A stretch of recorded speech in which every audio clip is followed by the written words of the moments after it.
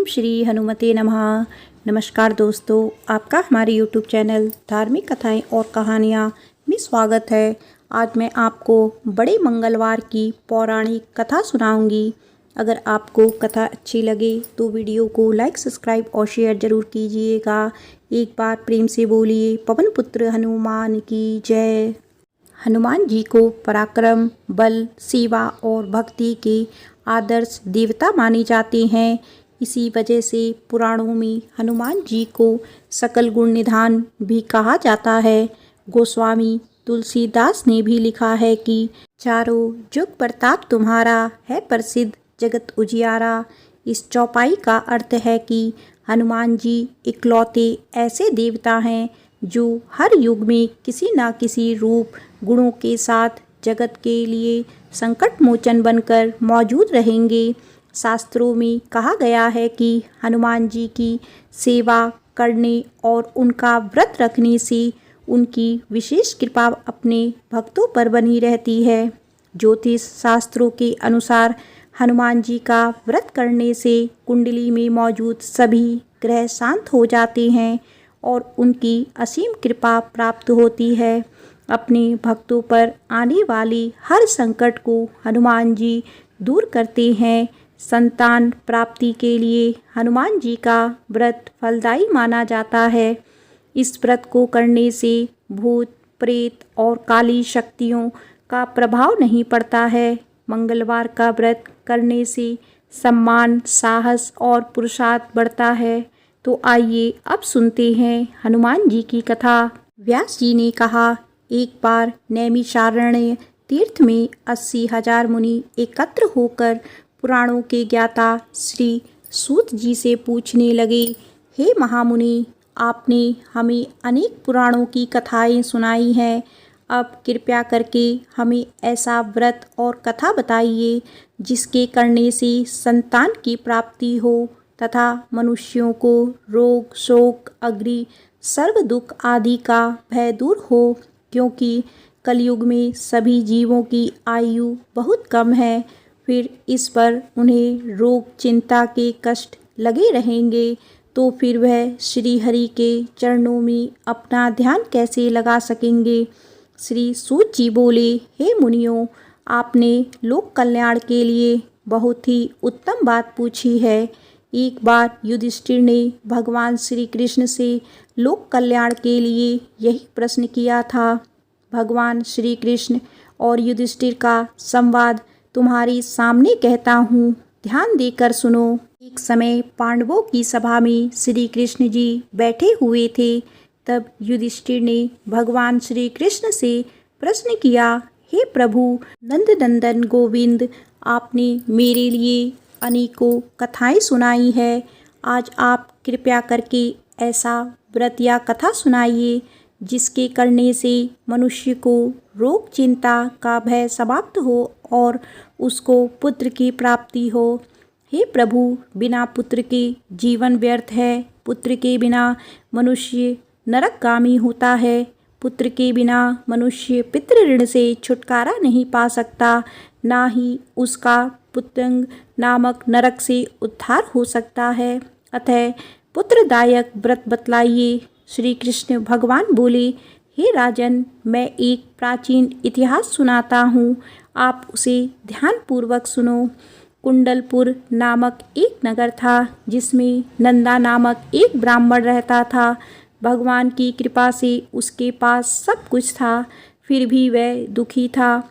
इसका कारण यह था कि ब्राह्मण की स्त्री सुनंदा के कोई संतान नहीं थी। सुनंदा पतिव्रता थी, भक्ति पूर्वक श्री हनुमान जी की आराधना करती थी। मंगलवार के दिन व्रत करके अंत में भोजन बनाकर हनुमान जी को भोग लगाने के बाद स्वयं भोजन करती थी।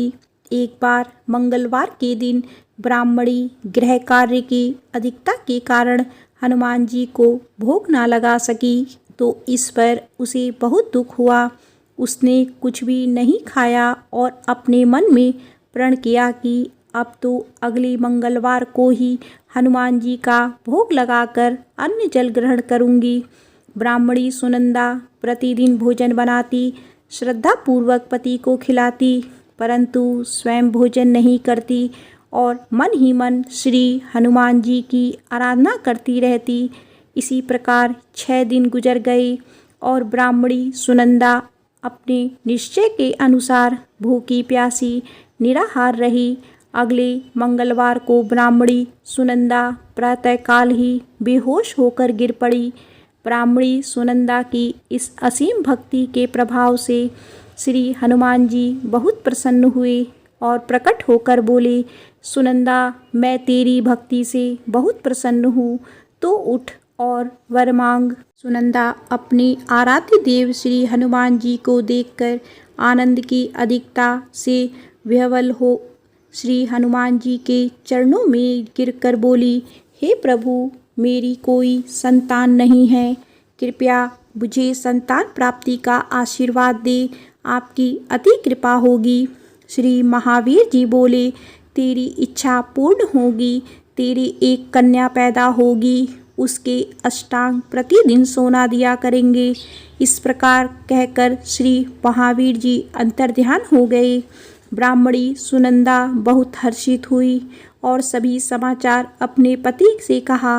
ब्राह्मण देव कन्या का वरदान सुनकर कुछ दुखी हुए, परंतु सोना मिलने की बात सुनी तो वह बहुत प्रसन्न हुए।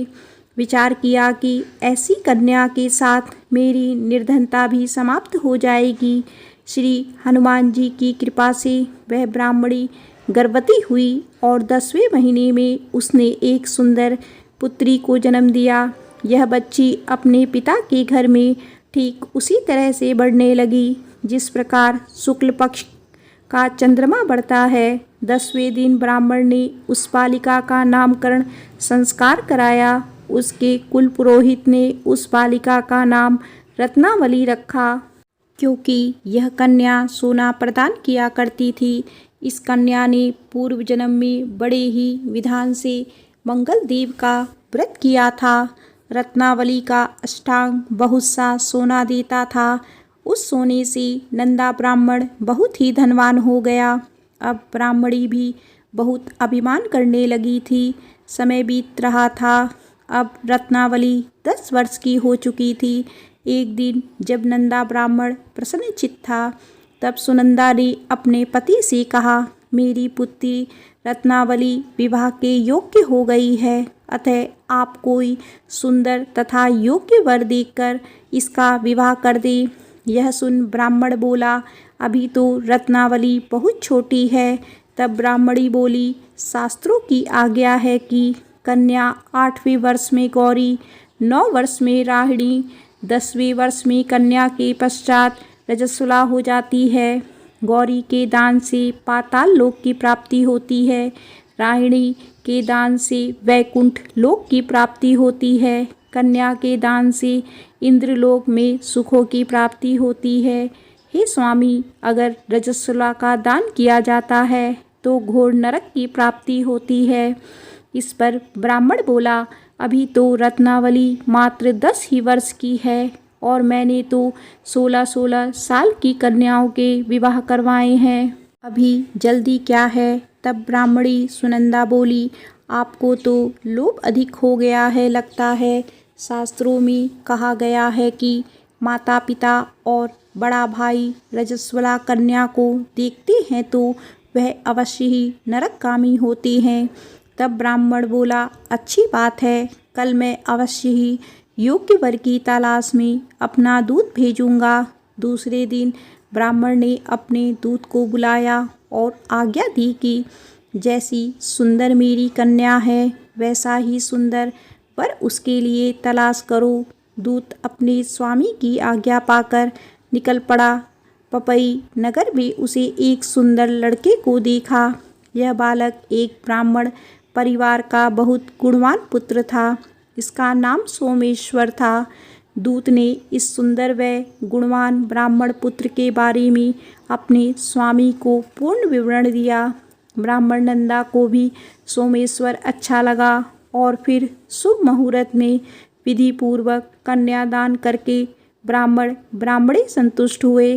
परंतु ब्राह्मण के मन में तो लोभ समाया हुआ था। उसने कन्यादान तो कर दिया था, पर वह बहुत खिद्र भी था। उसने विचार किया कि रत्नावली तो अब चली जाएगी और मुझे इससे जो सोना मिलता था अब वो मिलेगा नहीं। मेरे पास जो धन था कुछ तो इसके विवाह में खर्च हो गया और जो कुछ शेष बचा है वह भी कुछ दिनों पश्चात समाप्त हो जाएगा। मैंने तो इसका विवाह करके बहुत बड़ी भूल कर दी है। अब कोई ऐसा उपाय हो कि रत्नावली मेरे घर में ही बनी रहे, अपनी ससुराल ना जाए। लोभ रूपी राक्षस ब्राह्मण के मस्तिष्क पर छाता जा रहा था। रात भर अपनी शैया पर बेचैनी से करवटें बदलते बदलते उसने एक बहुत ही क्रूर निर्णय लिया। उसने विचार किया कि जब रत्नावली को लेकर उसका पति सोमेश्वर अपने घर के लिए जाएगा तो वह मार्ग में छिपकर सोमेश्वर का वध कर देगी और अपनी लड़की को अपने घर ले आएगी, जिससे नियमित रूप से उसे सोना भी मिलता रहेगा और समाज में का कोई मनुष्य उसे दोष भी नहीं दे सकेगा। प्रातःकाल हुआ तो नंदा और सुनंदा ने अपने जमाई तथा लड़की को बहुत सारा धन देकर विदा किया।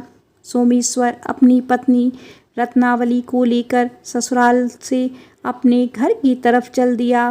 ब्राह्मण नंदा महालोभ के वशीभूत हो अपनी मति खो चुका था। पाप पुण्य को उसे विचार ना रहा था। अपने भयानक व क्रूर निर्णय को कार्य रूप देने के लिए उसने अपने दूत को मार्ग में अपने जमाई का वध करने के लिए भेज दिया था, ताकि रत्नावली से प्राप्त होने वाला सोना उसे हमेशा मिलता रहे और वो कभी निर्धन ना हो। ब्राह्मण की दूत ने अपने स्वामी की आज्ञा का पालन करते हुए उसके जमाई सोमेश्वर का मार्ग में ही वध कर दिया। समाचार प्राप्त कर ब्राह्मण नंदा मार्ग में पहुंचा और रुदन करती अपनी पुत्री रत्नावली से बोला, हे पुत्री, मार्ग में लुटेरों ने तेरे पति का वध कर दिया है। भगवान की इच्छा के आगे किसी का कोई वश नहीं चलता। अब तू घर चल, वहाँ पर ही रहकर शेष जीवन व्यतीत करना। जो भाग्य में लिखा है वही होगा। अपने पति की अकाल मृत्यु से रत्नावली बहुत दुखी हुई। करुण कुंदन व रुदल करने हुए अपने पिता से बोली, हे पिताजी, इस संसार में जिस स्त्री का पति नहीं है उसका जीवन व्यर्थ है। मैं अपने पति के साथ ही अपने शरीर को जला दूंगी और सती होकर अपने इस जन्म को, माता पिता के नाम को तथा सास ससुर के यश को सार्थक करूंगी। ब्राह्मण नंदा अपनी पुत्री रत्नावली के वचनों को सुनकर बहुत दुखी हुआ। वह मन ही मन विचार करने लगा, मैंने व्यर्थ ही जमाई वध का पाप अपने सिर लिया। रत्नावली तो उसके पीछे अपने प्राण तक देने को तैयार है। मेरा दोनों तरफ से मरण हो गया। धन तो अब मिलेगा नहीं। जमाई वध के पाप के फलस्वरूप यम यातना भी भुगतनी पड़ेगी। यह सोचकर वह बहुत दुखी हुआ। सोमेश्वर की चिता बनाई गई। रत्नावली सती होने की इच्छा से अपने पति का सिर अपने गोद में रखकर चिता पे बैठ गई। जैसे ही सोमेश्वर की चिता को अग्नि दी गई, वैसे ही प्रसन्न हो मंगलदेव वहाँ प्रकट हुए और बोले, हे रत्नावली, मैं तेरी पति भक्ति से बहुत प्रसन्न हूँ, तू वर मांग। रत्नावली ने अपने पति का जीवन दान मांगा। तब मंगलदेव बोले, रत्नावली, तेरा पति अजर अमर है, यह महाविद्वान भी होगा और इसके अतिरिक्त तेरी जो इच्छा हो वर मांग। रत्नावली बोली, हे ग्रहों के स्वामी, यदि आप मुझ पर प्रसन्न हैं तो मुझे यह वरदान दीजिए कि जो भी मनुष्य मंगलवार के दिन प्रातः काल लाल पुष्प लाल चंदन से पूजा करके आपका स्मरण करे, उसको रोग व्याधि ना हो, स्वजनों का कभी वियोग ना हो, सर्प अग्नि तथा शत्रुओं का भय ना हो। जो स्त्री मंगलवार का व्रत करे वह कभी विधवा ना हो। मंगलदेव तथा अस्तु कहकर अंतर्ध्यान हो गए। सोमेश्वर मंगलदेव की कृपा से जीवित हो उठा। रत्नावली अपने पति को पुनः प्राप्त कर बहुत प्रसन्न हुई और मंगल देव का व्रत प्रत्येक मंगलवार को करके व्रतराज और मंगल देव की कृपा से इस लोक में सुख ऐश्वर्य को भोगते हुए अंत में अपने पति के साथ स्वर्गलोक को गई।